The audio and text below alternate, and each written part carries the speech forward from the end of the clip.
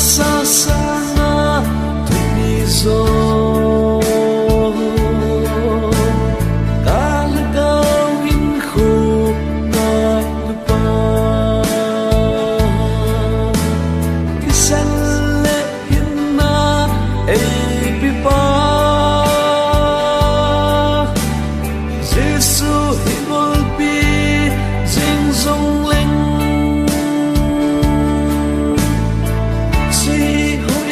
cái hi ta bôi tuôn vang lấy xe thiên cu hi trong cha bu hao hin khu vang tuôn so na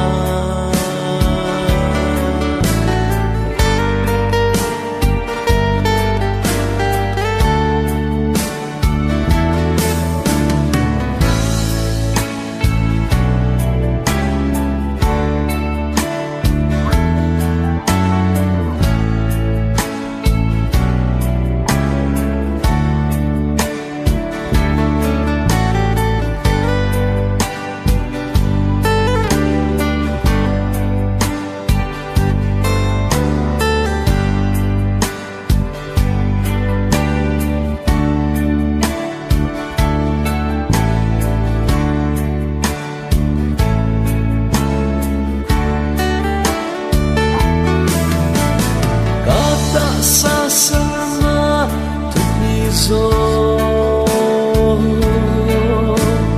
kalagaw in khu na lupa kisan le in na ay pipa Giêsu himol pi jing zong leng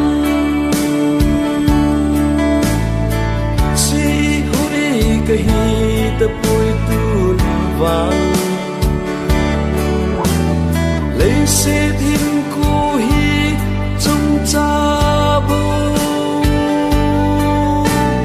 hao hin khu vang tôn so na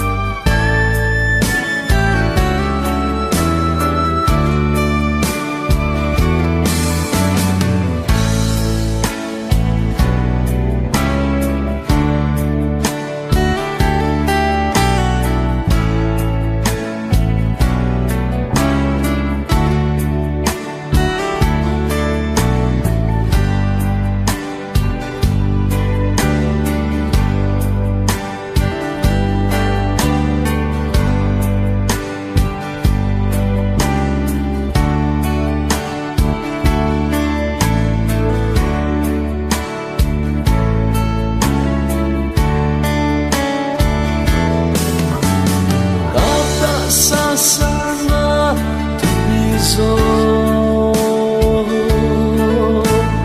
kalagaw in khu na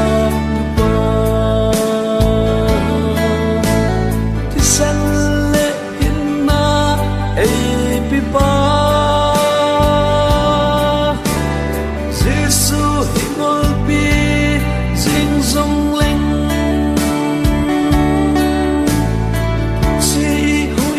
cái hi ta bôi tuôn vang lấy xe thiên cu hi trong cha bu hao hin khu vang tôn so na kisan le in na ay pipa Giêsu himol pi jing zong leng si hui cái hi ta bôi tuôn vang